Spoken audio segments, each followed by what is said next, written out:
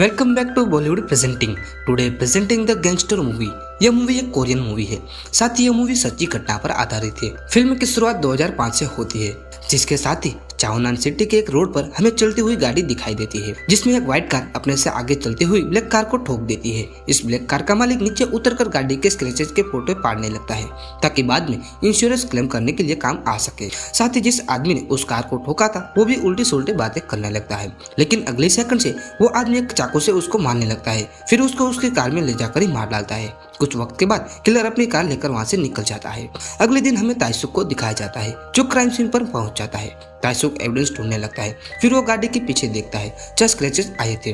ताइसुक उस स्क्रैच के फोटो लेने लगता है। इसी बीच हमें डोंगसू को दिखाया जाता है, जो एक बहुत ही ज्यादा पावरफुल गैंगस्टर होता है और जिसका एक अपना बहुत ही बड़ा इलीगल गैम्बलिंग का बिजनेस होता है। डोंगसू की अपने अराइवल लीडर के बॉस के साथ मीटिंग होती है। उनके बीच बिजनेस से लेकर कोई बहस चल रही होती है, जिस वजह से उनके चेलों के बीच लड़ाई होने लगती है। इस बीच डोंगसू खड़ा होकर अपने चेले को एक मुक्का मारता है और फिर उस चेले के मुंह में हाथ डालकर 2 दांत उखाड़ लेता है और कहता है कि जब 2 बड़े बात कर रहे होते तो उनके बीच नहीं बोलते। यह देखकर दूसरे गैंगस्टर की हालत टाइट हो जाती है और डोंगसू उसको दांत वाली शराब पिलाता है, जिससे यहाँ पर उनकी डील फाइनल हो जाती है किसी बिजनेस को लेकर। वहीं हमें पुलिस स्टेशन में ताइसुक को दिखाया जाता है। वो अपने बॉस को किलिंग के एविडेंस दिखाता है और कहता है कि पिछले मर्डर के सभी एविडेंस पिछले मर्डर के साथ मैच करते हैं और उन्हें मारने के लिए सेमी हथियार यूज किए गए हैं। जब ताइसुक अपने बॉस को कहता है कि यह काम कोई सीरियल किलर का है, लेकिन उसके बॉस ने उसको डांट दिया और कहा कि तुम कुछ ज्यादा ही फिल्म देख रहे हो।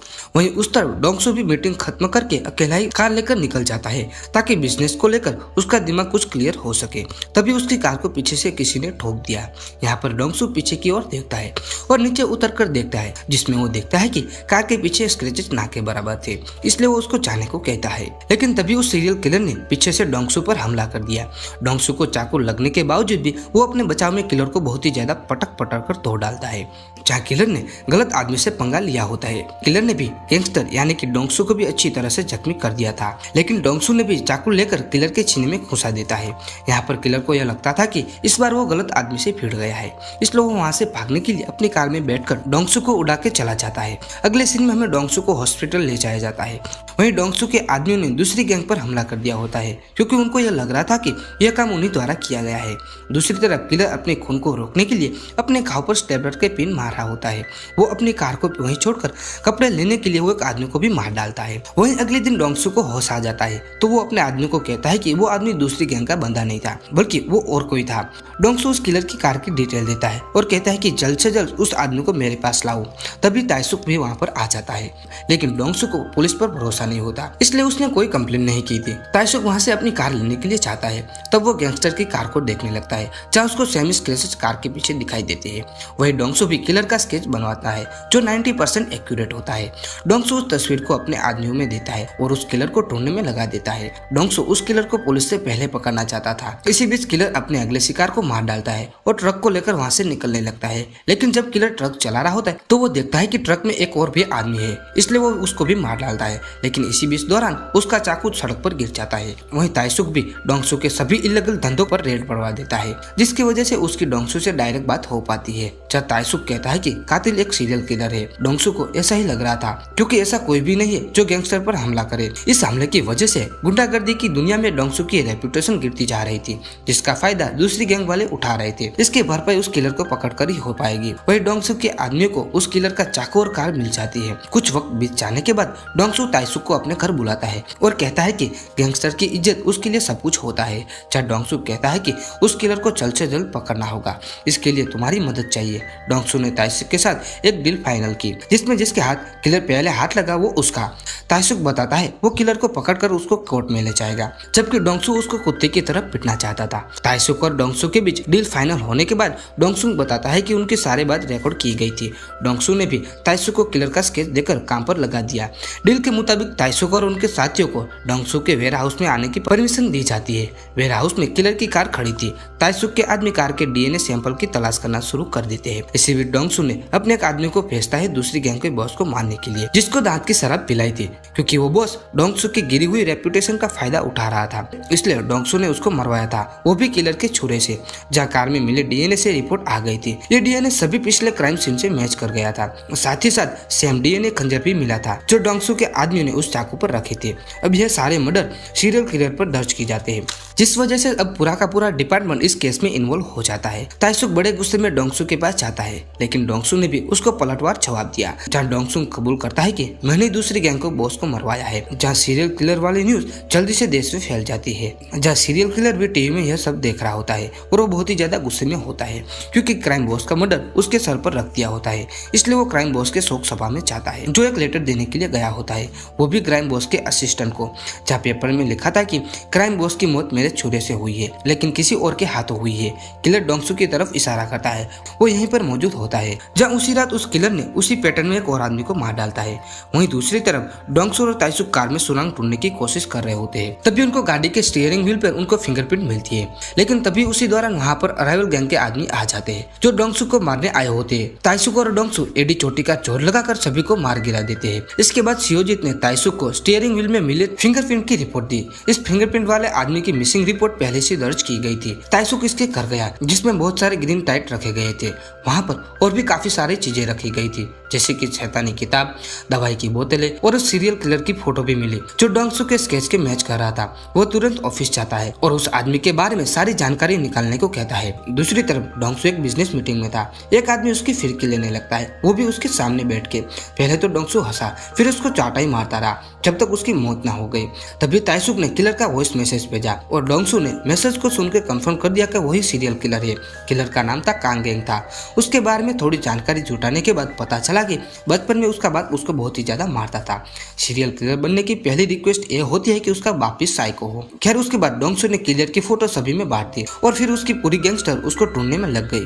उन्होंने शहर का चप्पा चप्पा सान मारा, उन्हें कामयाबी हाथ नहीं लगी। एक दिन डोंगसू बस का इंतजार कर रहा था। तेज बारिश हो रही थी, इसलिए उस छाते को एक बच्ची को दे दिया। वो मना कर रही थी, पर डोंगसू के जोर देने के बाद छाता ले लिया। तभी ताइसुक वहाँ आ जाता है। उस बच्ची को कहने लगता है कि तुम्हें अनजान लोगों से सामान नहीं लेना चाहिए, वो आदमी बदमाश भी हो सकते हैं। उस बच्ची ने पलट में जवाब दिया कि मुझे तो आप ही बदमाश लग रहे हो, और वो डोंगसू को थैंक्स बोलकर बस में चढ़ गई। किलर भी उसी बस में बैठा था, लेकिन किसी का ध्यान नहीं होता। गैंगस्टर और उसका आदमी साथ में बैठकर खाना खा रहे थे। तभी न्यूज आती है कि शहर में एक और मर्डर हो गया है। टीवी में डोंगसू ने उस बच्ची की न्यूज देखता है। डोंगसू समझ गया था कि वो वही बच्ची है जो बस स्टॉप पर मिली थी। वे सभी तेजी से उठे किलर की तलाश में। डोंगसू के आदमी हर होटल के साथ ही बस स्टेशन को छान मारते हैं। आखिरकार एक होटल ओनर ने कंफर्म किया कि वो बंदा यहीं रुका है, लेकिन वो यहाँ पर नहीं था। वे सब उसका इंतजार कर रहे थे, जैसे शेर अपना शिकार का इंतजार करता है। किलर देर रात को आया, सभी लोग उसका इंतजार कर रहे थे। उसका इंतजार हो रहा था, लेकिन तूफान के पहले सन्नाटा उसने भाप लिया था। वो गाड़ी की स्पीड बढ़ाकर वो तेज निकल लिया। पुलिस वाले और उसकी फौज उसके पीछे पड़ गई। एक बहुत लंबे और खतरनाक रास्ते के बाद 3 कार आपस में टकरा गई। किलर कार से निकलकर भागने लगा और वो लोग उसके पीछे भागने लगे। उसको पकड़ने के चक्कर में वो तीनों अलग हो जाते हैं और उसका फायदा उठा के किलर ने गैंगस्टर के चेले को मार दिया। गैंगस्टर डोंगसू उसके पास गया। मरने से पहले उसके चेले ने उसको बताया कि वो किलर किधर भागा है। डोंगसू खून के तब्बों का पीछा करते हुए वो एक होटल के बाग में जाता है। जहाँ उसने देखा तो 2 लड़की गाना गाते हुए रो रही थी। वो समझ गया कि किलर अंदर ही है। किलर भी अंदर उसका इंतजार कर रहा था। डोंगसू ने दरवाजा तोड़ दिया और दरवाजे में ही उसको मार मार के उसको अधमरा कर दिया। फिर उसको खिदड़ कर उसके वेयरहाउस में ले जाता है। ताइसुक ने उसको आवाज दी, पर गैंगस्टर ने उसको इग्नोर कर दिया। ताइसुक समझ गया कि अब उसे कुछ नहीं मिलेगा। डोंगसू उस किलर को अपने वेयरहाउस में ले गया। वेयरहाउस में डेविल की खूब पिटाई की, पर वो हंसता ही रहा। फिर डोंगसू ने उसके टुकड़े करने के लिए फरसा उठा लिया। तभी ताइसुक वहाँ पर आ गया। कार से टक्कर लगने की वजह से गैंगस्टर बेहोश हो जाता है। ताइसुक अपने साथ किलर को पुलिस स्टेशन ले जाता है। सीरियल किलर को देखकर सभी लोग हैरान हो जाते हैं। अगले दिन पुलिस की डोंगसू के सभी इलीगल बिजनेस पर रेड पड़ जाती है। दूसरी तरफ ताइसुक सीरियल किलर से पूछताछ कर रहा था। पूछताछ के दौरान किलर एकदम शांत रहा, लेकिन ताइसुक को गुस्सा आ जाता है। किलर ने केमिकल की मदद से अपने फिंगरप्रिंट मिटा दिए थे, इसलिए उसके खिलाफ कोई पुख्ता सबूत नहीं थे।